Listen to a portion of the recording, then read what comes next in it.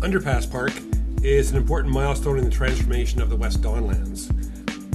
The original time frame to build out the West Don Lands was really to take place over 10 to 12 years. Now with the Pan Am Games, more than half the community will be built in time for the Games in June of 2015.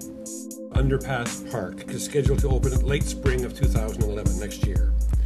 This will be the most extensive park to ever be built in the under and overpass in Canada, and the park will transform the derelict and underused space under and around the Eastern Avenue and Richmond Adelaide overpasses.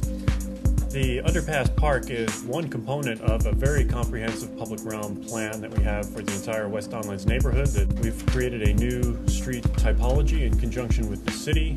We're calling them Woonerfs, which is a Dutch term for living street, and the design of those is intended to actually create pedestrian priority. Another thing that we are integrating into the overall public realm is public art. We will commission and build public art in the public realm. Underpass Park, as well as the entire streetscape for the West Don Lands, is being done by Greg Smallenberg of Phillips Farvag Smallenberg, one of the most, if not the most celebrated Canadian landscape architects. Quite often people are looking for the grandest gestures, and my perspective on this park is it's actually about the everyday, because what it's trying to do is bind two pieces of the West Don community together. There has to be a number of things in a space like this that can facilitate all aspects of play and recreation, or just social space, to relate to the very youngest and the very oldest. In this area, it is primarily community-oriented. It's sort of omnifunctional, if you will. It has a component of community garden.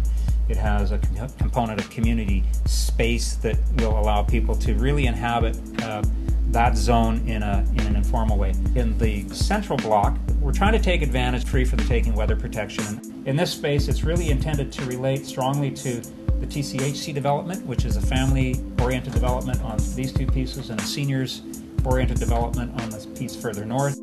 The idea for the flex space is an important one, and primarily because great community spaces tend to be serendipitous. They tend to unfold.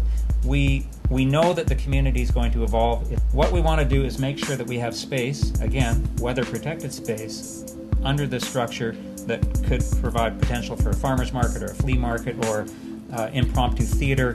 Whatever could potentially happen there, we will give it the space to allow that to unfold. And what's interesting about this is, as challenging as the space is, it's also this really big opportunity to be transformative. It's taking something that exists, it's going to stay there. What can we do to actually make it an entirely different experience for people? And I think that's really where we've been heading with this.